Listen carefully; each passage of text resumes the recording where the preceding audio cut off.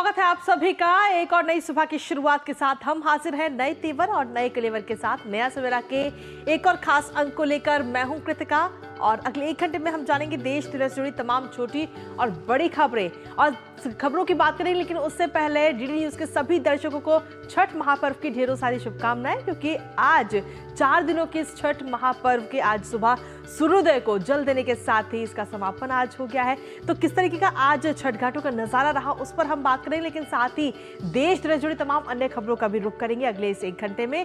और इस दौरान मेरे साथ स्टूडियो में मेरा साथ देंगी मेरी सहयोगी भावना। Good morning.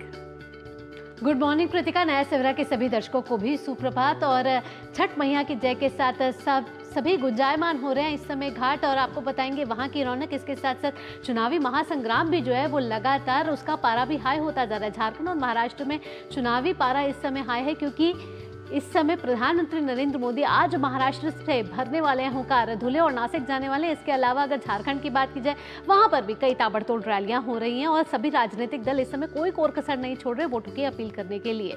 इसके साथ साथ अंतर्राष्ट्रीय खबरों पर नजर डालेंगे, जहां रूस के राष्ट्रपति व्लादिमीर पुतिन ने ट्रंप को दे दी है बधाई। और खबरें होंगी खेल, कारोबार और एंटरटेनमेंट जगत से। शुरुआत करते हैं नया सवेरा की अहम सुर्खियों के साथ। छठी मैया के गीतों से गूंज उठे घाट, भगवान सूर्य को अर्घ्य देने के बाद संपन्न हुआ छठ महापर्व।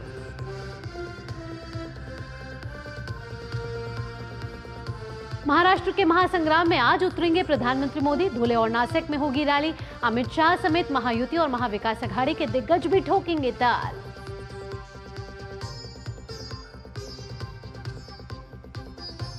झारखंड में आज हेमंत सोरेन और राहुल गांधी का धुआंधार चुनाव प्रचार। शिवराज और हेमंत बिस्व शर्मा भी संभालेंगे कमान। यूपी में योगी आदित्यनाथ और अखिलेश यादव की कई रैली।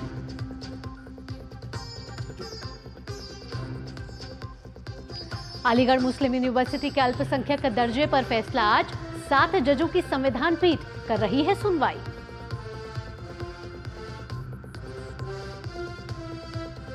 और अंतर्राष्ट्रीय खबरों में रूस के राष्ट्रपति व्लादिमीर पुतिन ने ट्रंप को दी जीत की बधाई। कहा यूक्रेन संकट के उचित समाधान के लिए बातचीत को तैयार।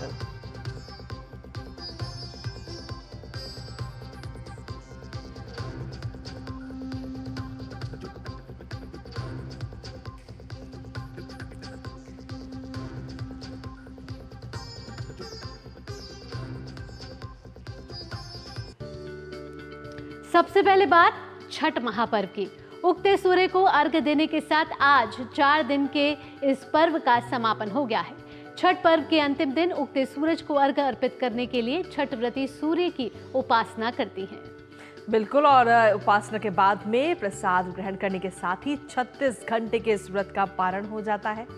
आपको दिखा रहे हैं पटना समेत देश के तमाम हिस्सों से आई सूर्य उपासना की बेहद ही सुंदर ये तस्वीरें, जहां छठ का व्रत संतान की लंबी उम्र और उनके खुशहाल जीवन के लिए रखा जाता है। फिलहाल ये 6 तस्वीरें आपको दिखा रहे हैं, जिसमें पहली तस्वीर आप देख रहे हैं बिहार के पटना से, दूसरी तस्वीर आप देख रहे हैं झारखंड के रांची से, तीसरी तस्वीर आप देख रहे हैं उत्तर प्रदेश के गोरखपुर की ये तस्वीर, चौथी तस्वीर आपको दिखा रहे हैं भुवनेश्वर के उड़ीसा के भुवनेश्वर से, और इसके साथ ही तमिलनाडु की तस्वीर आपको दिखा रहे हैं। साथ ही महाराष्ट्र के मुंबई से भी बेहद खास तस्वीरें आज छठ के व्रत की तस्वीरें सामने आई हैं। तो घाटों पे किस तरीके का सुंदर नजारा आज देखने को मिला है, वो नजारा इन 6 तस्वीरों के माध्यम से के जरिए आप सभी के साथ हम साझा कर रहे हैं। छठ लोक आस्था का महापर्व, छठ महासंगम है आस्था का। बिहार, झारखंड, उत्तर प्रदेश, उड़ीसा, तमिलनाडु और मुंबई की तस्वीरें साफ बयां कर रही हैं। ये मनमोहक तस्वीरें दिखा रही हैं श्रद्धालुओं के बीच इस लोक आस्था के महापर्व के बेहद ही उत्साह को, कितने हर्षोल्लास के साथ ये पर्व मनाया जा रहा है। श्रद्धालुओं में बेहद ही खुशी है। 36 घंटे के निर्जला व्रत का पारण किया है आज व्रती महिलाओं ने, और प्रसाद के रूप में ठेकुआ जो है वो बेहद ही मशहूर है, और इसके साथ साथ अनेक तरह के व्यंजन आज बनाए जा रहे हैं और बाजारों में रौनक दिख रही है। लोगों में बेहद ही उत्साह है, खुशी है, और ये त्योहार ही है सुख, शांति और समृद्धि का। निशा पटना से जुड़ गई हैं हमारे साथ। निशा, पटना में, बिहार में तो इसकी रौनक ही अलग होती है। घाटों पे अलग ही रौनक दिख रही होगी इस समय। उदयमान सूर्य को अर्घ्य चढ़ाया गया और ये ऐसा त्योहार है निशा, जो सिर्फ और सिर्फ सूर्य की उपासना का नहीं है, प्रकृति को जोड़ने का भी त्योहार है, प्रकृति को धन्यवाद करने का त्योहार है। जी बिल्कुल भावना, ये सिर्फ सूर्य उपासना का पर्व नहीं है, प्रकृति को धन्यवाद, मतलब एक कह सकते हैं कि ये प्रकृति का ही पर्व है, जिसमें हम देखते हैं कि एक एक छोटी से छोटी जो चीज होती है वो प्रकृति से जुड़ी हुई होती है। चाहे हम बांस के सूप की बात कर ले, दौरा की बात कर ले, या फिर मिट्टी के दिए की बात कर ले, सभी चीजें जो होती है बिल्कुल प्रकृति से जुड़ी हुई होती है। और जो फल प्रसाद चढ़ाए जाते हैं, नई फसल लहलहाती है, जिसके बाद गेहूं के आटे से फिर ठेकुआ का प्रसाद बनता है। बिहार में इसकी खास मान्यता है। तो हम आप चाहेंगे, कैमरामैन को आग्रह करेंगे कि आपको छठ की जो दृश्य है वो आपको दिखाएं, पूरे घाट पर क्या तस्वीरें अभी यहाँ पर है। लोग काफी ज्यादा उत्साहित नजर आ रहे हैं, काफी ज्यादा खुश नजर आ रहे हैं और कई लोग फोटोज खींच रहे हैं। कहते हैं ना कि छठ एक ऐसा पर्व है जिसमें सभी परिवार के लोग एकजुट होते हैं। जो लोग घर के बाहर चले जाते हैं कुछ कमाने के लिए या कुछ पढ़ने के लिए, किसी कारणवश वो बाहर रहते हैं, तो उनको इंतजार रहता है साल भर का कि कब वो दिन आएगा, छठ महापर्व आएगा और हम अपने घर जाएंगे, घर वालों से मुलाकात करेंगे और सभी मिलकर छठ महापर्व को उत्साह के साथ मनाएंगे। तो चलिए, हमारे साथ कुछ श्रद्धालु भी हैं, खासतौर पर छठ व्रती भी हैं, जो 36 घंटे का निर्जला उपवास की हुई हैं, और उनसे हम जानेंगे कि आखिर इतनी शक्ति उन्हें भगवान सूर्य कैसे प्रदान करते हैं। आप बताइए, 36 घंटे से निर्जला उपवास पर है, कैसा महसूस कर रही हैं अभी अर्घ्य देने के बाद? महसूस हो रहा है, कोई ऐसा भूख प्यास अभी भी नहीं लग रहा है। मेरा पोता का, जुड़वा पोता का मुंडन था, इसी उत्साह के लिए हम छठ पूजा रखे हैं। तो दिवाली से ही हम लोग तैयारी में जुटे हुए हैं और बहुत अच्छा से पूजा हुआ, कोई किसी तरह का उसमें त्रुटि नहीं, परेशानी नहीं हुई। भीड़ देख के तो हम लोग घबरा गए कि मतलब हम कैसे हम लोग अर्घ दे सकेंगे, लेकिन आसानी से भास्कर जी सब पूरा हुआ। तो हम लोग अर्घ भी दे लिए और पोता का मुंडन भी हो गया। बस हम एक छठ गीत चाहेंगे कि आप हमारे दर्शकों को गाती भोरे भोरे छठी मैया दर्शन देव भोरे भोरे, अपना छठी माई के सिनुरा चढ़ाए, हम अपना छठी माई के केलवा चढ़ाए, हम ठेकुआ चढ़ाए जोड़े जोड़े, छठी मैया ठेकुआ चढ़ाए जोड़े जोड़े, छठी मैया दर्शन देव भोरे भोरे, दर्शन देव भोरे भोरे, छठी मैया दर्शन देव भोरे भोरे, नारियल चढ़ाए जोड़े जोड़े है छठी मैया, नारियल चढ़ाए जोड़े जोड़े है छठी मैया, दर्शन देव भोरे भोरे, छठी माई के केलवा चढ़ाए भोरे भोना, छठी माई के केलवा चढ़ाए चढ़ाए भोरे जोड़े है, छठी माई के दुखवा चढ़ाए जोड़े जोड़े है, छठी मैया दर्शन देव भोरे भोरे है, छठी मैया दर्शन दे। बिल्कुल, तो भावना, जैसा आपने देखा कि जो छठ व्रती हैं 36 घंटे से उपवास पर हैं, उनको देखकर बिल्कुल ऐसा नहीं लग रहा है कि कहीं से उनमें कहीं कोई शक्ति की कमी है। वो पूरी ही उत्साह के साथ भगवान भास्कर को अर्घ्य देने के साथ एकदम जोश और उत्साह से गीत गा रही है, छठ गीत गा रही है। और यहाँ पर हमारे साथ कुछ और लोग भी हैं, इनसे जानेंगे छठ के महत्व के बारे में। बिहार में बताइए, छठ इतनी खास क्यों है? खास ये है कि इसमें मान्यता ये है कि इससे ये इतना महापर्व है कि जो मन में सोचिए, जो भी इच्छा करिए, बस श्रद्धा से होना चाहिए और वो जरूर ही छठ माँ पूजा मतलब पूरा करती हैं। इसमें सबको जिससे मुँह से सुनिएगा, जो भी इतना भीड़ है, हर साल पर भीड़ बढ़ता ही जाता है, हर साल भीड़ बढ़ता ही जाता है। इसका मान्यता बहुत ही ज्यादा है और हर छोटा से छोटा, बड़े से बड़े बच्चा सब इससे मतलब कि जो बाहर पढ़ते हैं, जो रहते हैं, मतलब एकजुट होकर सब ये फेस्टिवल जो है मनाते हैं। मतलब इतना अच्छा लगता है, आता है तो अलग ही एक्साइटमेंट मतलब हो जाता है, बहुत ज्यादा ही बहुत अच्छा लगता है। जी बिल्कुल, तो छठ पर्व एक ऐसा पर्व है जिसमें छोटे बच्चे से लेकर बुजुर्ग तक उत्साहित रहते हैं और एक अलग ही उमंग और एक अलग ही आस्था देखने को मिलती है। छठ घाट पर कर बात करें तो अलग दृश्य, एकदम अद्भुत सा नजारा देखने को मिलता है। जी भावना। जी निशा, जिस तरीके से जो आपने तस्वीरें दिखाई उन तस्वीरों में भी हमने देखा कि सूप में काफी प्रसाद रख करके और फिर सूर्य को अर्घ्य दिया जा रहा है। तो इस सूप का क्या महत्व है और इसमें कौन कौन सा प्रसाद रखा जाता है, वो आपसे जानना चाहेंगे निशा। जी बिल्कुल, जैसा मैंने बताया कि प्रकृति को समर्पित ये पर्व होता है और ऐसे में प्रकृति को ही दिखाने के लिए हर एक चीज प्रकृति से जुड़ी हुई होती है। बांस का सूप का इस्तेमाल किया जाता है। वहीं प्रसाद की बात करें तो ठेकुआ के साथ साथ इसमें नए जो फल होते हैं, नए सीजनल फल जो होते हैं, जैसे कि सिंघाड़ा फल हो गया, मौसमी हो गए, केला हो गया, नारियल फल हो गया, इन सब फलों को सूप में दौरी में रखकर भगवान भास्कर को चढ़ाया जाता है। और फिर जो छठ व्रती रहती हैं वो गंगा नदी में जाती हैं और खुद के स्थान पर खड़े होकर 5 बार परिक्रमा करती हैं। ऐसा माना जाता है, क्योंकि सूर्य देवता तो काफी दूर है हमसे, लेकिन ऐसा माना जाता है कि गंगा नदी में अगर आप अपने स्थान पर खड़े होकर परिक्रमा कर रहे हैं तो वो भगवान भास्कर की परिक्रमा कर रहे हैं। क्योंकि मंदिर पे परिक्रमा करना आसान होता है, मंदिर के तो हम लोग चारों ओर घूम सकते हैं, लेकिन सूर्य की परिक्रमा करने पर मतलब ब्रह्मांड की चारों ओर घूमना पड़ेगा, जो कि मुमकिन नहीं है। ऐसे में छठ व्रती गंगा घाट से ही परिक्रमा करती हैं और भगवान भास्कर को अर्घ्य अर्पण करती हैं, छठी मैया की आराधना करती हैं। जी निशा, जिस तरीके से आपने बताया कि भगवान भास्कर को अर्घ्य दिया जाता है, अपने आप में ये अनोखा पर्व है, क्योंकि एक तो डूबते सूरज को अर्घ्य दिया जाता है और फिर अगली सुबह जो होती है उगते सूरज को अर्घ्य दिया जाता है। सूर्य जो है वो जीवों का कहीं ना कहीं जीवों को उत्पन्न करने वाला, जीवों का उद्धार करने वाला सूर्य को माना जाता है। ऐसे में सूर्य की उपासना इस पर्व के साथ एक विशेष महत्व रखती है। जी बिल्कुल, देखिए सूर्य की आराधना करने से मतलब सिर्फ एक आस्था के तौर पर इसे नहीं देख सकते। अगर साइंटिफिक वे में भी देखें तो सूर्य की रोशनी जो होती है, सूर्य की जो किरण होती है, उसमें भी डॉक्टर्स भी सलाह देते हैं कि उसमें हमें जाकर थोड़ी देर सूर्य की रोशनी में बैठना चाहिए, क्योंकि उससे विटामिन डी मिलता है। और ऐसे में जो भी कई सारे ऐसे रोग होते हैं जो विटामिन डी से उनके पास ऐसी क्षमता होती है जिससे कई सारे रोग दूर हो जाते हैं। तो देखा जाए तो भगवान भास्कर की आराधना सिर्फ आस्था और विश्वास नहीं, बल्कि हमारे रोगों को, हमारी स्वास्थ्य को भी ठीक करने के लिए मानी जाती है। जी एक बार हम फिर चाहेंगे वहाँ की जो तस्वीरें हैं छठ घाट की, किस तरीके से छठ घाटों को वहाँ पर सजाया गया है और कितनी संख्या में लोग वहाँ पर उपस्थित हैं इस व्रत के पालन करने के लिए, वो दर्शकों को हमारे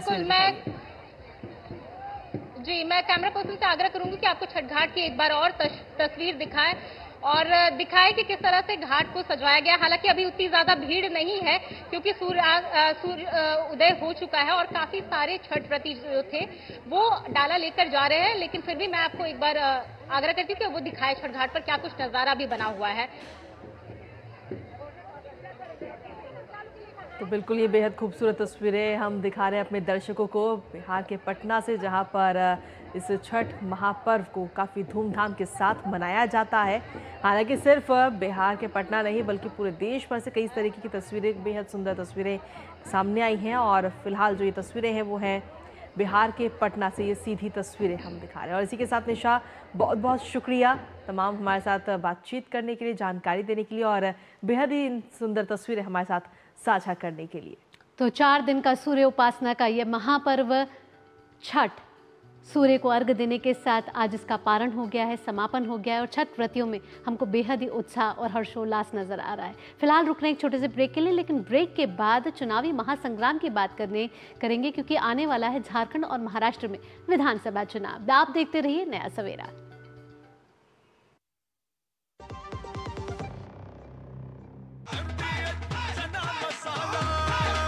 अब छोलिया हो या लोबिया, सफेद चने या काले चने, सब कुछ मजेदार बने। डॉक्टर दादू, ये प्रीमियम क्या होता है? बेटा प्रीमियम मतलब समझ लो पेट्रोल। जब तक कार में पेट्रोल है तब तक कार चलेगी, पेट्रोल खत्म कार स्टॉप। पर पापा, इस बार पेट्रोल खत्म होने पर भी कार चलती रहेगी। वो कैसे? LIC के जीवन लाभ में प्रीमियम पेमेंट हो जाए स्टॉप, पर पॉलिसी के फायदे चलते रहते हैं। मतलब अब लाइफ की गाड़ी चलेगी नॉन स्टॉप। LIC हर पल आपके साथ।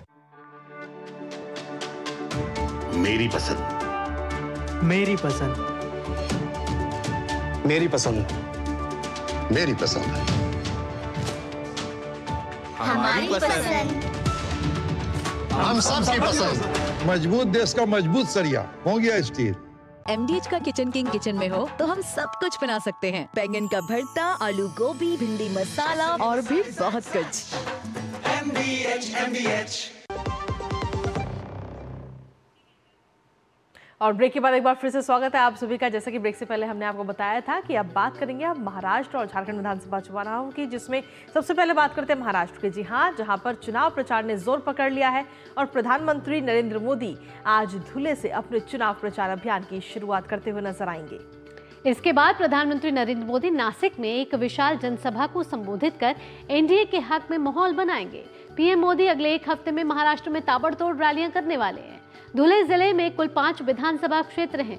धुले शहर, धुले ग्रामीण, शिंदखेड़ा, शिरपुर और सकरी। और अगर नासिक की बात करें तो यहाँ विधानसभा की 15 सीटें हैं। यहाँ महायुति की तरफ से सीट शेयरिंग में बीजेपी के 5, शिवसेना शिंदे गुट के 3 और एनसीपी अजीत पवार के 6 प्रत्याशी और 1 सीटें सहयोगी दल की हैं। और ये सभी उम्मीदवार प्रधानमंत्री की सभा में उपस्थित रहने वाले हैं। और वहीं आज केंद्रीय गृह मंत्री अमित शाह भी महाराष्ट्र में 4 जगहों पर जनसभा को संबोधित करेंगे। आपको बता दें कि अमित शाह शिराला, कराड दक्षिण, सांगली और इचलकरंजी विधानसभाओं में जाकर जनसभा को संबोधित करेंगे। आपको बता दें कि महाराष्ट्र में महायुति के नेता भी आज धुआंधार चुनाव प्रचार करेंगे। वहीं शिवसेना नेता और मुख्यमंत्री एकनाथ शिंदे, एनसीपी के अजीत पवार और बीजेपी नेता देवेंद्र फडणवीस भी गठबंधन के पक्ष में रैली करेंगे। वहीं महाविकास अघाड़ी ने भी चुनावी गारंटी की घोषणा के बाद से अपनी रणनीति को धार दी है। जी हाँ, आपको बता दें कि आज शरद पवार, उद्धव ठाकरे समेत गठबंधन के तमाम नेता अपने चुनावी वादों को लेकर रैलियों के जरिए दोहराएंगे।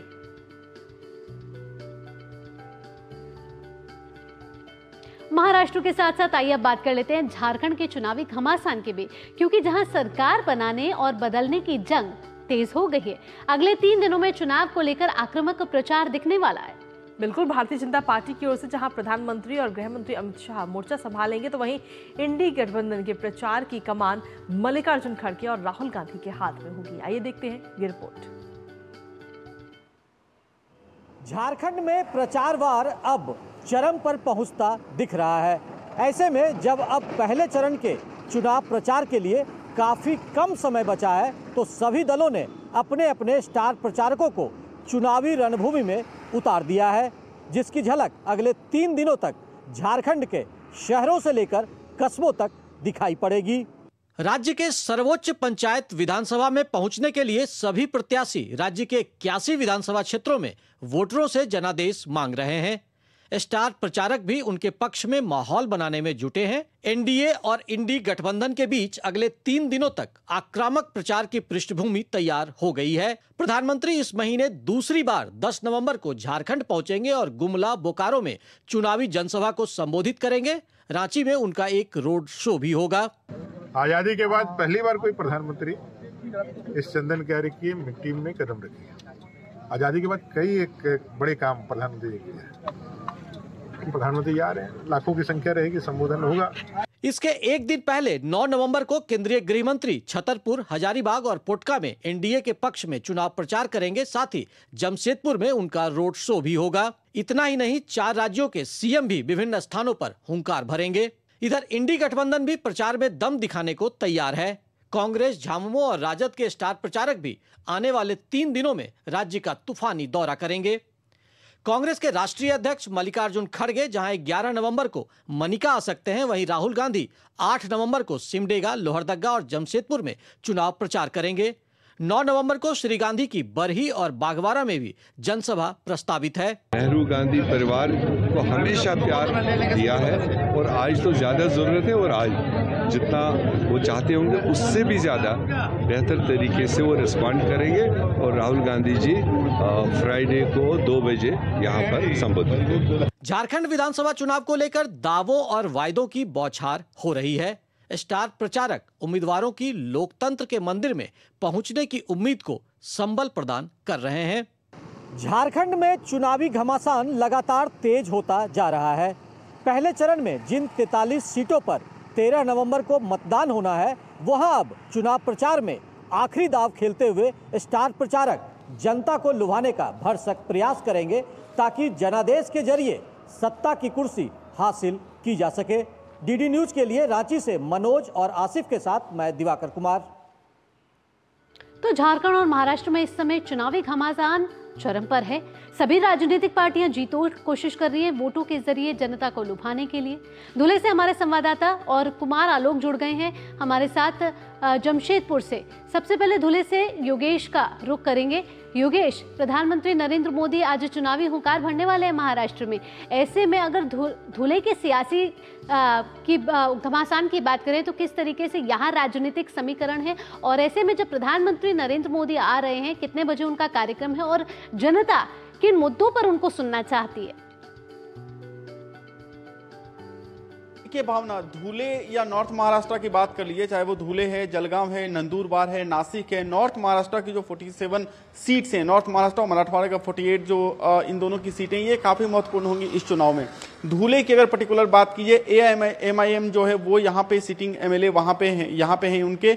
इंटरेस्टिंग ये है कि अभी तक महाराष्ट्र में यहाँ पे इस सेशन में जो 2 MLA हैं MIM से, उसमें से एक धुले से हैं, दूसरे जो है वो नासिक के मालेगांव से हैं, दोनों ही नॉर्थ महाराष्ट्र से हैं। हालांकि 2019 में जो MIM को सीट मिली थी वो बेसिकली औरंगाबाद मध्य और इसके अलावा जो सीटें मिली थी, जो 2 सीटें जो मिली थी भायखला के साथ, ये सीटें हालांकि बाद में वो लूज कर गए थे। लेकिन MIM को यहाँ पर जो है MIM इस कोशिश में लगी हुई है कि किस तरीके से किंग मेकर के रूप में उभरे, और अगर 5 सीटें भी MIM को मिल जाती है तो समझिए कि बड़ी एक तरीके से आप कह सकते हैं किंग मेकर की भूमिका में आ सकती है। धुले का प्रधानमंत्री का आज का दौरा है, 12 बजे का कार्यक्रम है। इसके बाद वो यहां से नासिक जाएंगे, पहले वो धुले आएंगे, उसके बाद नासिक जाएंगे। जहां तक विषय की बात है, नॉर्थ महाराष्ट्र में एग्रेरियन इशू काफी ज्यादा है, जो किसान से जुड़े हुए विषय हैं। हो सकता है कि किसान से जुड़ी जो योजनाएं हैं उसका प्रधानमंत्री जिक्र करें, क्योंकि अगर आप एनसीपी जो अजित पवार की या शिवसेना या बीजेपी महायुति के अगर आप घोषणा पत्र को संयुक्त रूप से अगर आप देखें तो उसमें कहा भी गया है कि किसान के 3 लाख तक के ऋण को माफ किया जाएगा, किसानों को और ज्यादा इंसेंटिव दी जाएगी। इन सब चीजों का विशेष तौर पर जिक्र किया गया है। तो एक तो किसान का मुद्दा रहेगा। दूसरा, कुछ ऐसे रीजन है नॉर्थ महाराष्ट्र में, सारे रीजन नहीं है लेकिन कुछ ऐसे रीजन है जहां पे मराठा एजिटेशन का इंपैक्ट है। हो सकता है कि उस विषय पर भी जो है प्रधानमंत्री कहें कि सरकार किस तरीके से राज्य के साथ मिलकर, कोई डबल इंजन सरकार की बात होती है तो किस तरीके से आगे बढ़ रही है। इन सब के अलावा जो राष्ट्रीय इशू होते हैं उसका भी जिक्र प्रधानमंत्री अक्सर अपने भाषणों में करते हैं। तो मुझे लगता है कि उन सब चीजों का भी जिक्र किया जाएगा कि केंद्र सरकार की क्या क्या उपलब्धियां आ रही है जिससे कि राज्य को मदद मिले, राज्य के विकास का रास्ता आगे खुला है। तो मुझे लगता है इन सब चीजों पर आज विशेष ध्यान रहेगा। जी भावना। जी योगेश, आपके पास वापस आएंगे। इस वक्त हमारे साथ में कुमार आलोक भी लगातार बने हुए हैं। कुमार आलोक, अगर बात करें झारखंड की तो वहां पर किस तरीके से चुनाव प्रचार को धार दी जा रही है तमाम राजनीतिक पार्टियों की तरफ से? पहले तो नामांकन पत्र दाखिल हुआ, उसके बाद नामांकन पत्र वापस लिया गया और उसके बाद फिर पर्व आया, दीपावली आई और उसके बाद छठ पर्व आज संपन्न हुआ। तो थोड़ा सा जो होता है प्रचार में जो गर्माहट है उसमें थोड़ी सी शिथिलता थी। लेकिन अब जैसा कि आपने रिपोर्ट में आपने देखा, जो वीओ रिपोर्ट आया था, तो अब जो 3 दिन जो बचे हैं उसमें धुआंधार प्रचार स्टार प्रचारकों के द्वारा हो रहा है। चाहे वो एनडीए गठबंधन के लोग हों, चाहे वो इंडी गठबंधन के लोग हों, क्योंकि राहुल गांधी भी आज यहाँ पे तीन जनसभाओं को संबोधित करेंगे। इसके अलावा भारतीय जनता पार्टी के जो शीर्ष नेता हैं वो यहाँ पर पहुंचेंगे। हम जहाँ पे हैं कोल्हान जो क्षेत्र है, जमशेदपुर से सटा हुआ जो भी क्षेत्र कोल्हान उसको बोला जाता है, तो कोल्हान में 14 विधानसभा क्षेत्र हैं और 14 विधानसभा क्षेत्र जो है वो वीआईपी है, हॉट सीट है। आप अगर बात करें सरायकेला की, सरायकेला बिल्कुल पास में हम यहाँ जमशेदपुर से, वहाँ से चंपई सोरेन चुनाव लड़ रहे हैं। और गणेश मोहाली जो कभी भारतीय जनता पार्टी के उम्मीदवार हुआ करते थे, आज उनके सामने हैं। और कभी झारखंड मुक्ति मोर्चा के उम्मीदवार चंपई सोरेन हुआ करते थे, वो आज भारतीय जनता पार्टी के उम्मीदवार है। उसी तरीके से पोटका सीट, पोटका जहाँ पे अर्जुन मुंडा है, अर्जुन मुंडा की पत्नी मीरा मुंडा वहाँ से वहाँ चुनाव लड़ रही हैं। और उसी तरीके से जमशेदपुर की हम बात करें, जमशेदपुर इससे सरयू राय का मुकाबला बन्ना गुप्ता से है। बन्ना गुप्ता राज्य के स्वास्थ्य मंत्री हैं। उसी तरीके से जमशेदपुर पश्चिमी, जहां रघुवर दास की पुत्रवधू पूर्णिमा साहू चुनाव लड़ रही हैं और उनके खिलाफ चुनाव लड़ रहे हैं अजय कुमार, जो चर्चित आईपीएस अधिकारी रहे हैं और जमशेदपुर से सांसद भी रहे हैं। तो ये आने वाले जो 2 दिन हैं वो काफी रोमांचक होंगे, प्रचार में काफी सरगर्मियां रहेगी। और देखना यह होगा कि प्रधानमंत्री 10 तारीख को आ रहे हैं यहाँ पर बोकारो, और बोकारो के चंदन क्यारी भी आपने देखा कि चंदन क्यारी एक ऐसा जगह है जी कुमार, जहाँ पे भारत की आजादी के बाद पहला कोई प्रधानमंत्री वहां पर पहुंचेगा। और उसके अलावा गुमला जो ट्राइबल बेल्ट है वहां पर प्रधानमंत्री की सभा होगी। अमित शाह भी आ रहे हैं 9 तारीख को। तो कुल मिलाकर देखा जाए तो यहाँ का चुनावी माहौल जो है वो काफी गर्माहट भरने वाला है अगले 2-3 दिनों में। जो चुनावी माहौल जो है इस समय चरम पर है। कुमार, अगर आप वहाँ पर ग्राउंड जीरो पर मौजूद हैं और आपने वोटरों के नब्ज टटोलने की भी कोशिश की होगी, यहाँ किस तरीके की नब्ज जो है वो चल रही है? क्या हेमंत सोरेन दोबारा यह रोटी माटी और बेटी का सम्मान का जो नारा बीजेपी की तरफ से दिया जा रहा है वो हिट होता हुआ नजर आ रहा है? रोटी बाटी बेटी जो प्रधानमंत्री ने भी अपनी जनसभा में कहा था, चाईबासा में इसको विस्तृत रूप से सुनाया था, ये रोटी बाटी बेटी क्या होता है और इसको बचाना है। रोटी का मतलब कि हम हर खाद्य सुरक्षा जिसको कहते हैं, माटी का मतलब इस संस्कृति को बचाना, जैसे घुसपैठ, जिस तरीके से बांग्लादेशी घुसपैठियों ने जिस तरीके से आदिवासी जो भोले भाले जो औरतें हैं उनको बहला फुसला कर उनसे शादी करके उनके जमीन के पट्टे को हथियाया है, उसको बचाना है। और रोटी बेटी के साथ माटी और बेटी जो है, जो घुसपैठिए जिस तरीके से हमारी बेटियों को निशाना बना रहे हैं उसको बचाना है। तो इस तरीके से रोटी माटी बेटी का जो नारा है भारतीय जनता पार्टी का, वो यहाँ पर हिट होता नजर आ रहा है।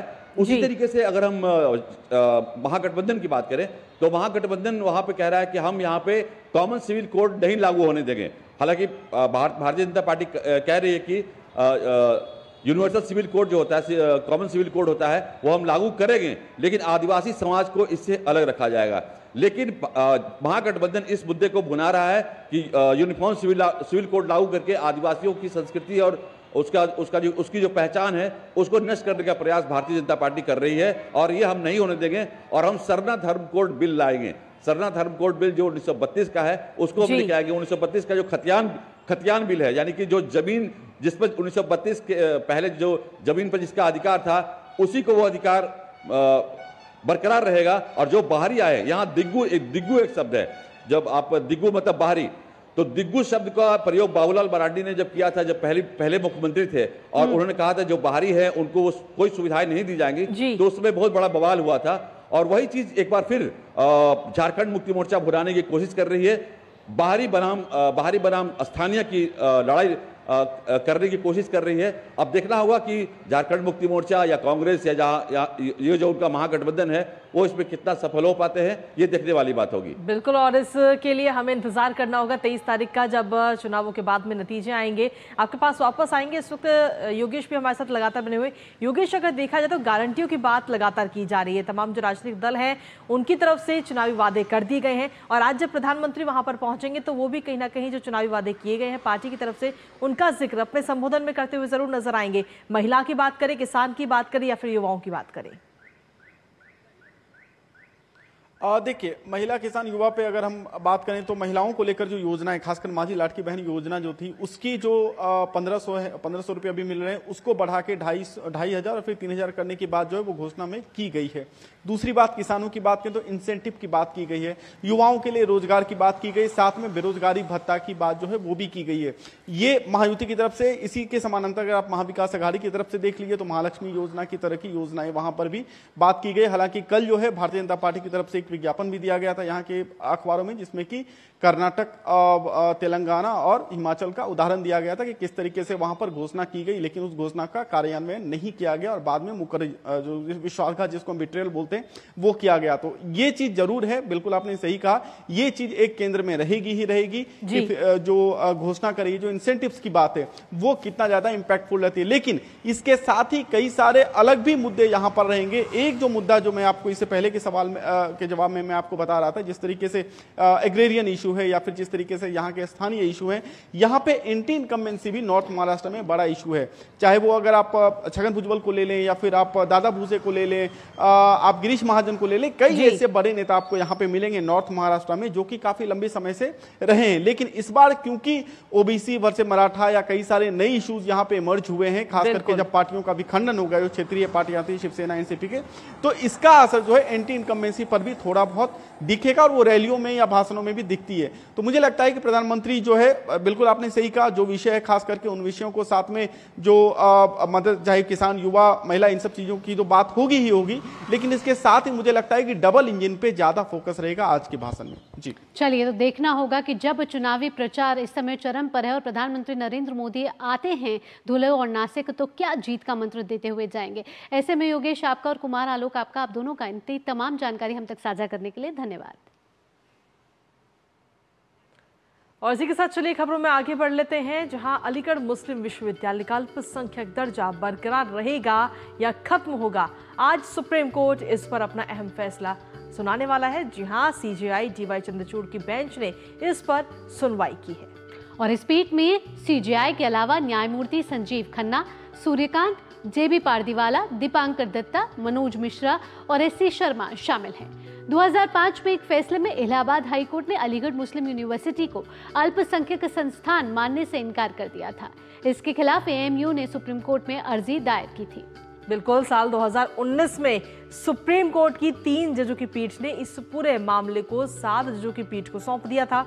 7 जजों की संविधान पीठ ने अलीगढ़ मुस्लिम विश्वविद्यालय को भारत के संविधान के अनुच्छेद 30 के तहत अल्पसंख्यक का दर्जा दिए जाने के संबंध में दायर की गई तमाम याचिकाओं पर सुनवाई की और बाद में फैसला सुरक्षित रख लिया था। और कोर्ट ने इस मामले की 8 दिन तक सुनवाई की थी, जिस पर आज अहम फैसला आने वाला है। 7 जजों की जो संविधान पीठ है वो आज फैसला सुनाएगी और इस फैसले पर हम सभी की नजर लगातार बनी रहेगी।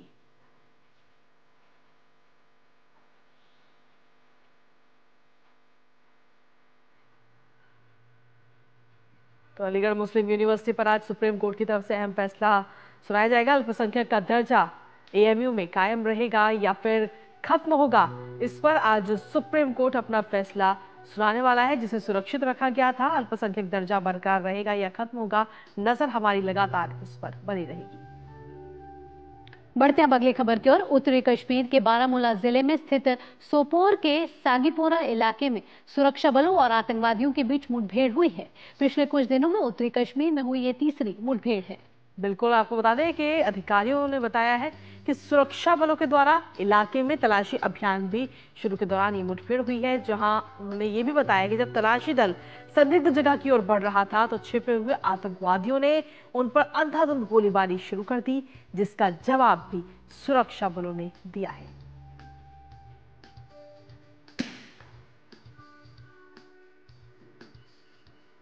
वहीं जम्मू कश्मीर के किश्तवाड़ जिले में 2 बीडीजी की हत्या पर भाजपा नेता कविंदर गुप्ता ने कहा है कि लंबे समय से आतंकवाद की घटनाएं रुकी हुई थी, लेकिन फिर से ऐसी दुर्भाग्यपूर्ण घटना हुई है। बिल्कुल, और उन्होंने इसे एक निंदनीय घटना भी बताया और कहा कि इस पर कार्रवाई होगी।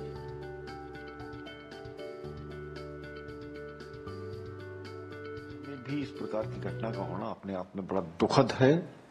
काफी देर से मिलिटेंसी रुकी हुई थी। बीडीजी के सदस्य के पास अब हथियार थे या नहीं थे, कैसे उनको पकड़ा, ये तो जानकारी बाद में मिलेगी, लेकिन पुलिस और सुरक्षा बल जल्द इस पर कार्रवाई करेंगे ऐसा लगता है। कुछ लोग जो स्थानीय लोगों की सपोर्ट लेकर के यहाँ पर आतंक का जो वातावरण है बनाने की कोशिश कर रहे हैं। और चलिए इसी के साथ नया सफर में बढ़ते आगे और अगली खबर का रुख करते हैं, जहां त्रिपुरा के झुरानिया रेलवे स्टेशन पर 6 बांग्लादेशी नागरिकों को हिरासत में लिया गया। ये अवैध रूप से भारत में प्रवेश करने की कोशिश कर रहे थे। हिरासत में लिए जाने के बाद इन व्यक्तियों को अगरतला जीआरपी स्टेशन ले जाया गया, जहां उनसे कड़ी पूछताछ की जा रही है। अधिकारियों को संदेह है कि इस मामले में और भी लोग जुड़े हो सकते हैं और जांच के आगे बढ़ने पर और भी गिरफ्तारियां होने की संभावना है।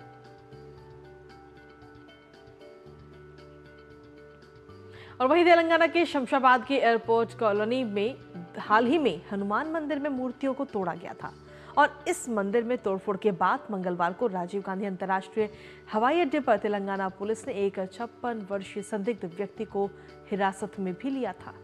वहीं मूर्तियों को तोड़ने वालों का पता लगाने के लिए जांच चल रही है।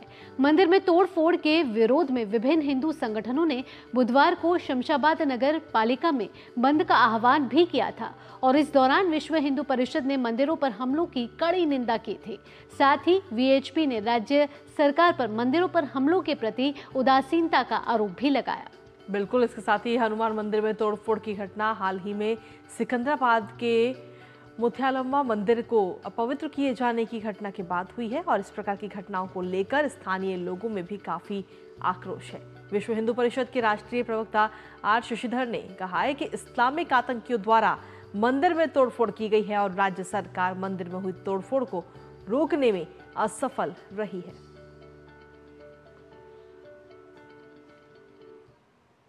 इस्लामिक आतंकवादियों के द्वारा तेलंगाना में हर दिन कोई ना कोई टेम्पल के ऊपर हमला हो रहा, मूर्तियों को तोड़ रहे। संगठन होने के बाद तुरंत पुलिस वाला पागल आदमियों के ऊपर केस लगा के एक्चुअल क्रिमिनल्स को छोड़ रहे। इसके कारण से ये अटैक्स इंक्रीज हो रहा। भूलक्ष्मी माता देवालय से लेकर शमशाबाद में हनुमान मंदिर के ऊपर हमला हुआ। पूरा अटैक के बारे में एक सिट स्पेशल इन्वेस्टिगेशन टीम लगा के तुरंत इंक्वायरी होना चाहिए। और अब खबर पीएम विद्या लक्ष्मी योजना से जुड़ी हुई। मेधावी छात्र छात्राओं के लिए केंद्र सरकार की पीएम विद्या लक्ष्मी योजना को लेकर छात्रों और अभिभावकों में खुशी की लहर है। बिल्कुल, ओडिशा के छात्रों और अभिभावकों ने डीडी न्यूज के साथ अपनी खुशी जाहिर भी की है और क्या कुछ कहना है उनका आपको सुनाते हैं। कई हमारे जो युवा वर्ग हैं वो लोग देश विदेश में आज भी जैसे उनका दबदबा बना हुआ है। अब कोई भी आप देश में कंट्री में जाएं, विदेश में कोई ना कोई भारतीय होगा, वो साइंटिस्ट हो सकता है, डॉक्टर हो सकता है, या और कोई भी अच्छे पद पदवी पे हैं।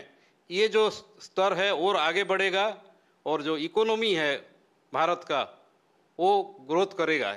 हमारे देश में जितने भी आर्थिक स्थिति के कारण जो अपना हायर एजुकेशन लेने के लिए वो समर्थ नहीं हो पा रहे थे, उनके लिए एक अनोखा स्कीम है जो कि मोदी जी लेके आए हैं। हमारे कैबिनेट में पीएम विद्या लक्ष्मी योजना की शुभारंभ की है। इसके लिए मैं और हम सारे स्टूडेंट हमारे मोदी जी के आभारी हैं। किसी बच्चे को पढ़ने के लिए पैसे नहीं होते, वो अपने सपने को बात दे देता है। इसीलिए हमारे भारत सरकार ने एक नई योजना का उद्घाटन किया है। उस योजना का नाम पीएम विद्या लक्ष्मी है। हमारे जैसे मिडिल क्लास स्टूडेंट्स जो कि अपने भविष्य सुधारने के लिए बहुत कई सपने देखे हैं, लेकिन कई ना कई जगह कोई पैसे की ऐसी दुविधाएं दिखाई देती है जहां वो आगे जाके पढ़ नहीं पाते। पर हमारे भारत सरकार जो पीएम विद्या लक्ष्मी योजना ला पहुंचाए हैं, वो इसी योजना के माध्यम से हमारे जैसे कई सारे बच्चे बैंक में जाकर बहुत सुविधा से अपने स्टूडेंट्स लोन के लिए अप्लाई कर सकते हैं। तो कहीं ना कहीं ये योजना काफ़ी मददगार आगे आने वाले समय में सामने नजर आती हुई हमें दिखेगी। और इसी के साथ खबरों का सिलसिला लगातार जारी, लेकिन फिलहाल वक्त एक छोटे से ब्रेक का है। आप बने रहिए हमारे साथ और देखते रहिए डीडी न्यूज़। बढ़िया है, प्राकृतिक हल्दी, मिर्ची, धनिया। नहीं, मिर्ची, धनिया, हल्दी, MDH।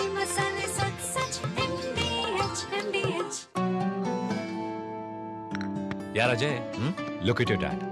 हम इस उम्र में ऐसे रहेंगे क्या? बिल्कुल रहेंगे, अगर पापा जैसी सही प्लानिंग की तो। जैसे कि? मेरे पापा ने इन्वेस्ट किया LIC के जीवन अक्षय में, जो दे रहा है इमीडिएट और guaranteed annuity at regular intervals, जिंदगी भर के लिए। वाह, पर हमें तो इस एज तक वेट करना पड़ेगा ना? बिल्कुल नहीं, हमने तो अभी इन्वेस्ट किया है LIC के न्यू जीवन शांति में, जो हमें देगा डिफर्ड एन्युटी, मतलब कुछ साल बाद से रेगुलर इनकम। I see।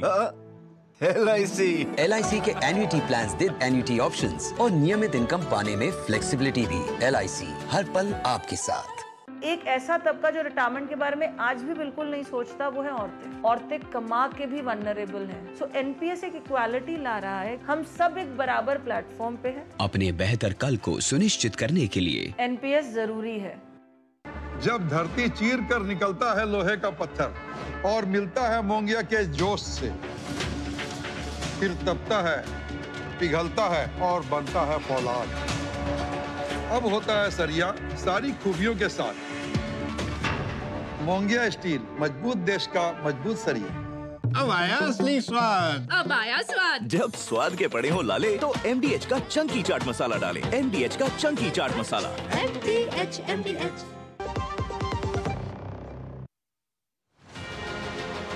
प्रधानमंत्री नरेंद्र मोदी से जुड़ी वो बातें जो बताती हैं कि कैसे मोदी ने अपने कार्यों में सूक्ष्मता, सजगता और योजना को दिया सर्वाधिक महत्व। कैसे नरेंद्र मोदी का व्यक्तित्व बना सभी के लिए आदर्श। देखिए हमारी विशेष प्रस्तुति नरेंद्र मोदी की कार्यशैली परिपूर्णता की ओर एक यात्रा। शुक्रवार 8 नवंबर सुबह 10:45 पर सिर्फ DD न्यूज पर। दिन भर की भाग दौड़ में जब छूट जाएं जरूरी खबरें, जब आप हो जल्दी में और जाननी हो हर खबर, जब फटाफट अंदाज में देखनी हो आपको तेज खबर, जब केवल आधे घंटे में जानना हो देश दुनिया का हाल, तब देखिए खबरों का high speed show express 100।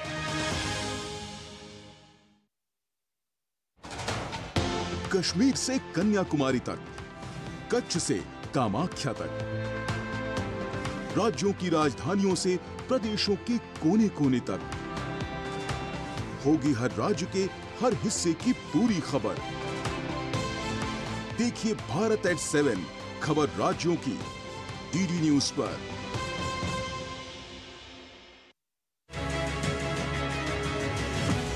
Cyber world में कितने सुरक्षित हैं आप? Online fraud, hacking, virus attack से कैसे बच सकते हैं आप? टेक्नोलॉजी के साथ सेफ रहने का भी है चैलेंज। आपको सावधान करने के लिए ला रहे हैं कार्यक्रम साइबर अलर्ट, हर शनिवार रात 9 बजे। ब्रेक के बाद आपका स्वागत और अब वक्त हो चला हमारे खास सेगमेंट अखबारों की सुर्खियां जानने का।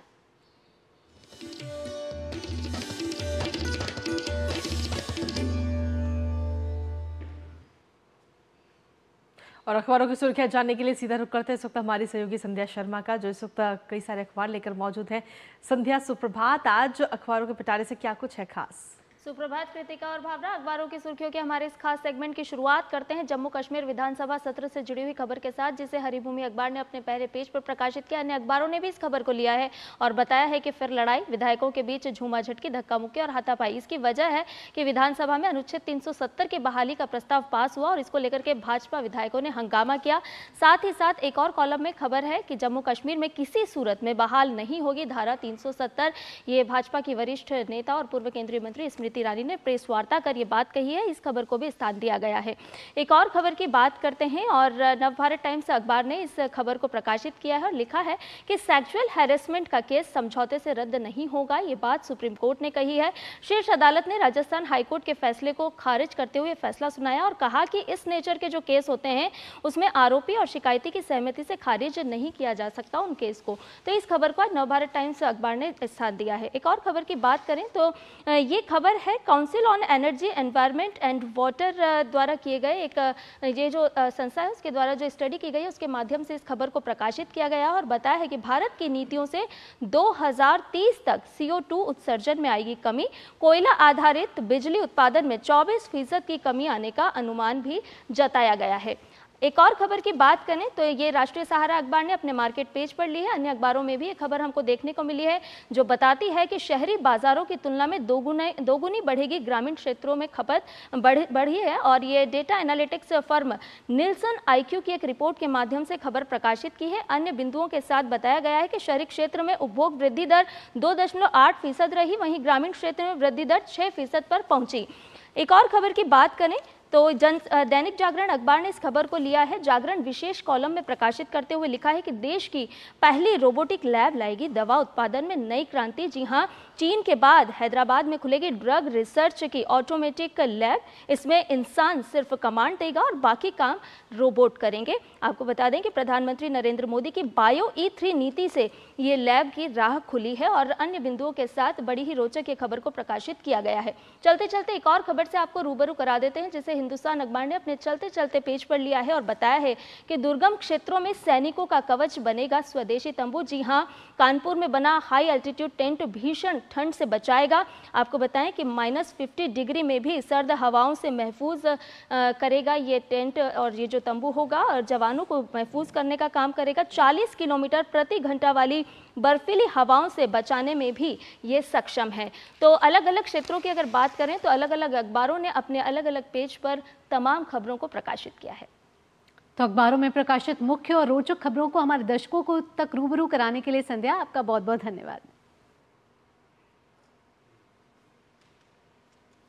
और इसी के साथ चलिए नया सफर में आगे बढ़ते हैं और रुक करते हैं हमारे एक और खास सेगमेंट का। देखते हैं दुनिया भर की कुछ खास और अहम खबरें।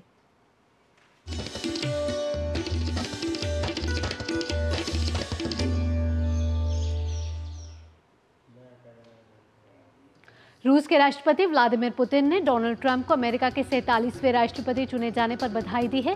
जीत की बधाई देते हुए पुतिन ने कहा है कि वे यूक्रेन संकट के उचित समाधान के लिए ट्रंप से बातचीत करने के लिए तैयार हैं। पुतिन ने साथ ही कहा कि वे इस बात से प्रभावित हैं कि आखिर किस तरह ट्रंप ने अपनी हत्या के प्रयास के दौरान खुद को संभाला और उपराष्ट्रपति कमला हैरिस को प्रभावी शिकस्त दी। पुतिन ने ट्रंप को बहादुर शख्स करार दिया। चुनाव अभियान के दौरान डोनाल्ड ट्रंप ने एक इंटरव्यू में कहा था कि अगर वो राष्ट्रपति होते तो रूस यूक्रेन जंग शुरू नहीं होने देते और फिर से राष्ट्रपति बनने पर वो 24 घंटे के अंदर इस जंग का समाधान कर देंगे। व्हाइट हाउस की प्रवक्ता कैरन जीन पियरे ने यूक्रेन को लेकर कहा है कि जो बाइडेन के पद छोड़ने से पहले संयुक्त राज्य अमेरिका यूक्रेन की सहायता जारी रखेगा। उन्होंने आगे कहा कि हम यूक्रेन को सहायता बढ़ाने जा रहे हैं। व्हाइट हाउस की प्रवक्ता कैरन जीन पियरे ने बताया कि जो बाइडेन जनवरी में पद छोड़ने से पहले गजा में युद्ध को समाप्त करने और बंधकों की रिहाई सुनिश्चित करने के लिए प्रयासों को जारी रखेंगे, साथ ही लेबनान मुद्दे के समाधान पर भी काम करेंगे।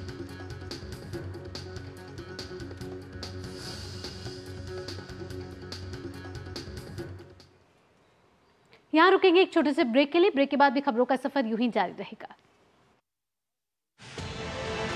क्या आप भी परेशान हैं fake SMS, fake emails, fake website से? क्या आपके जहन में भी है ये सवाल कि क्या हमारा फोन आपकी बात सुनता है? आप कोई वेबसाइट देख रहे हैं जो आपको लगा फ्रॉड है, बट उसके ऊपर आप फंसते तब हैं। कोई ऐसी एडवर्टाइजमेंट आई जो आपने क्लिक किया और फॉलो किया उसको। ये समंदर इतना बड़ा है और इतना गहरा होता जा रहा है कि इसमें सिटीजन के लिए प्रिवेंशन की वो जो टिप्स हैं वो हर सिटीजन तक पहुंचना बहुत जरूरी है। जुड़िए हमारे साथ साइबर अलर्ट में इस शनिवार रात 9 बजे सिर्फ डीडी न्यूज पर।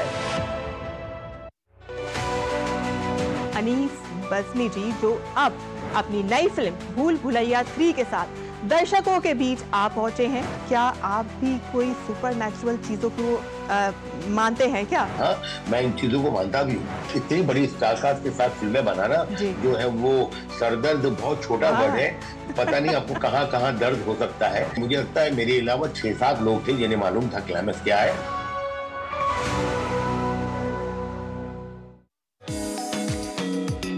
देश भर में पराली प्रबंधन के हो रहे हैं अनूठे प्रयास।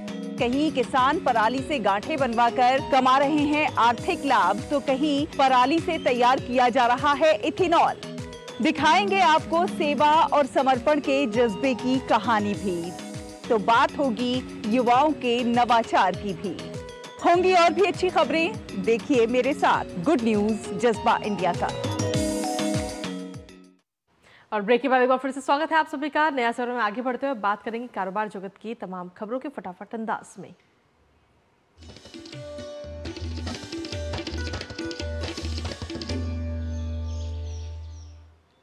शहरी और ग्रामीण बाजारों में उपभोक्ता मांग में क्रमिक सुधार देखा गया और भारत के अधिकतर क्षेत्रों में ग्रामीण क्षेत्र मात्रा वृद्धि के मामले में शहरी क्षेत्रों से आगे निकल रहे हैं।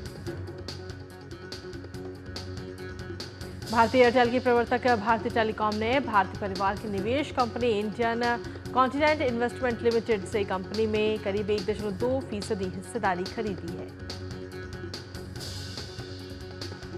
ऑटो सेक्टर की प्रमुख कंपनी महिंद्रा एंड महिंद्रा का जुलाई सितंबर तिमाही में शुद्ध लाभ में 13% की वृद्धि के साथ 3,841 करोड़ रुपए की वृद्धि दर्ज की गई। टाटा ग्रुप की रिटेल कंपनी ट्रेंट लिमिटेड ने दूसरी तिमाही का मुनाफा 47% और रेवेन्यू 39% उछला है। टाटा पावर ने ऐलान किया है कि कंपनी ने नोएडा इंटरनेशनल एयरपोर्ट के साथ एग्रीमेंट साइन किया और इसके तहत कंपनी सोलर और विंड एनर्जी की आपूर्ति के लिए 550 करोड़ रुपए का निवेश करेगी।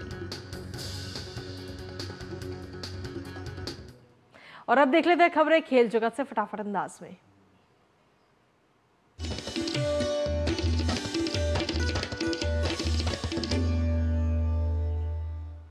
भारत और दक्षिण अफ्रीका के बीच 4 मैचों की T20 सीरीज की आज से शुरुआत होने वाली है। सीरीज का पहला मैच डरबन में खेला जाएगा और इस साल के T20 विश्व कप फाइनल के बाद ये पहला मौका है जब ये दोनों टीम आमने सामने होने वाली है। न्यूजीलैंड के खिलाफ अपने ही घर पर मिली दर्दनाक हार और ऐतिहासिक क्लीन स्वीप के बाद अब भारतीय क्रिकेट प्रेमियों की नजर दक्षिण अफ्रीका में होने वाली T20 सीरीज पर है। भारत और दक्षिण अफ्रीका के बीच 4 T20 मैच की सीरीज का पहला मैच शुक्रवार को डरबन में खेला जाएगा। इस सीरीज में सूर्य कुमार यादव भारतीय टीम की कप्तानी करेंगे। इस सीरीज में एक बदली हुई युवा भारतीय टीम खेलती हुई दिखाई देगी। अक्षर पटेल के अलावा न्यूजीलैंड के खिलाफ टेस्ट सीरीज हारने वाली टीम का एक भी चेहरा दक्षिण अफ्रीका के खिलाफ T20 सीरीज में नहीं दिखेगा। यहां तक कि इस सीरीज में टीम के कोच भी गौतम गंभीर नहीं बल्कि VVS लक्ष्मण होंगे। दरअसल गौतम गंभीर रोहित की अगुवाई वाली टीम के साथ ऑस्ट्रेलिया के दौरे पर रवाना होंगे। दक्षिण अफ्रीका में भारत का T20 रिकॉर्ड शानदार है। टीम दक्षिण अफ्रीका में पिछली 5 T20 सीरीज में से एक भी नहीं हारी है। हालांकि इस दौरान 3 सीरीज ड्रॉ रहीं। दोनों देशों के बीच अब तक कुल 9 T20 सीरीज खेली गई हैं। इनमें से 4 सीरीज भारत ने जीती हैं और 2 में दक्षिण अफ्रीका को जीत हासिल हुई। भारत आखिरी बार 9 साल पहले अक्टूबर 2015 में दक्षिण अफ्रीका से T20 सीरीज हारा था। दोनों टीमों के बीच T20 मैच के रिकॉर्ड्स पर नजर डालें तो दोनों के बीच कुल 27 मैच खेले गए हैं, जिसमें से भारत ने 15 मैच जीते हैं, दक्षिण अफ्रीका ने 11 मैच जीते, वहीं एक मैच बेनतीजा रहा। वहीं अफ्रीका में भारतीय टीम का T20 रिकॉर्ड देखें तो दोनों के बीच अफ्रीका में कुल 15 T20 मैच खेले गए हैं, जिसमें से भारत ने 10 जीते, दक्षिण अफ्रीका ने 4 मैच जीतने में कामयाबी पाई, वहीं एक बेनतीजा रहा। T20 विश्व कप 2024 के फाइनल के बाद ये पहली बार है जब ये दोनों टीम एक दूसरे से भिड़ेंगी। IPL का मेगा ऑक्शन नवंबर में होने जा रहा है। ऐसे में रिटेन ना किए गए खिलाड़ियों के लिए ये सीरीज IPL टीमों को प्रभावित करने का भी बड़ा मौका है। Sports desk, DD news. और इसी के साथ आगे बढ़ते हैं, अब देख लेते हैं खबरें सिने जगत से। अंदाज रहेगा फटाफट।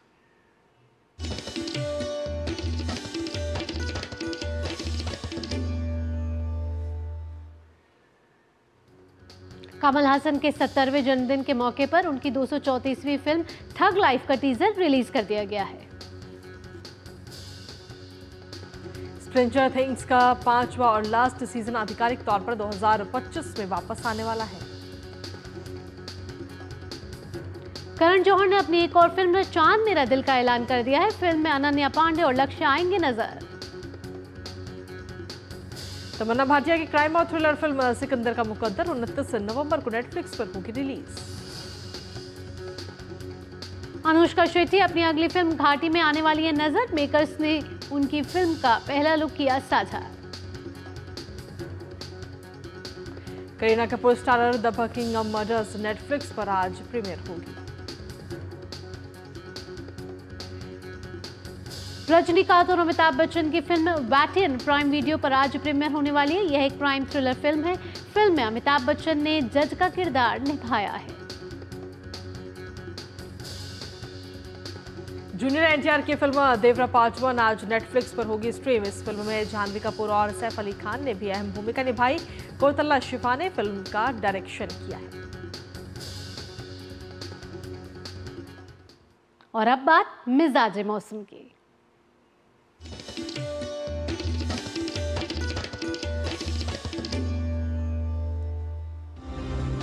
दिल्ली को छोड़कर उत्तर भारत के अन्य राज्यों में धीरे धीरे ठंड आ रही है और कुछ राज्यों में तापमान भी गिर रहा है। मौसम विभाग के अनुसार 10 नवंबर के बाद उत्तर प्रदेश और बिहार में ठंड और बढ़ेगी। वहीं आईएमडी ने आज अंडमान और निकोबार, तमिलनाडु, पुडुचेरी और कराईकल में भारी बारिश के लिए येलो अलर्ट जारी किया है। वहीं केरल, नागालैंड, मणिपुर और मिजोरम में आज से अगले 2 दिन हल्की से मध्यम बारिश हो सकती है। उधर सिक्किम, असम, मेघालय और अरुणाचल प्रदेश में भी हल्की बारिश हो सकती है। आइए आप जानते हैं विभिन्न शहरों और राज्यों का न्यूनतम और अधिकतम तापमान।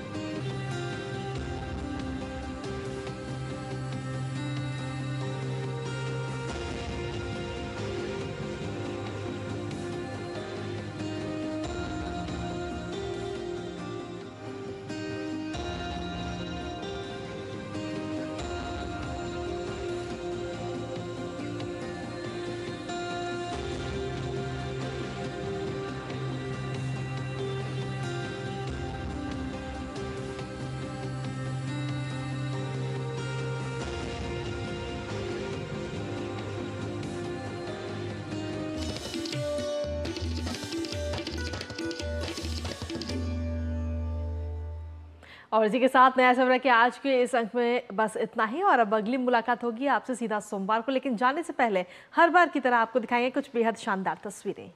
और ये तस्वीरें आ रही हैं माउंट आबू स्थित जैन धर्म के प्रथम तीर्थंकर भगवान ऋषभनाथ को समर्पित दिलवाड़ा जैन मंदिर के साथ, जहां भगवान महावीर स्वामी के 2591वें निर्माण दिवस के उपलक्ष्य में विशेष कार्यक्रम आयोजित किया गया।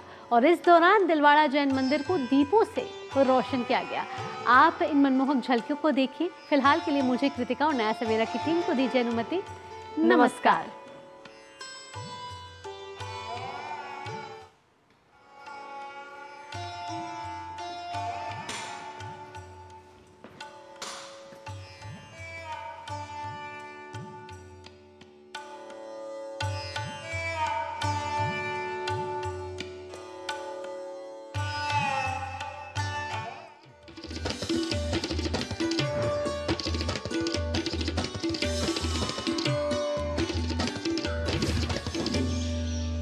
नया सवेरा के प्रायोजक थे LIC, जिंदगी के साथ भी जिंदगी के बाद।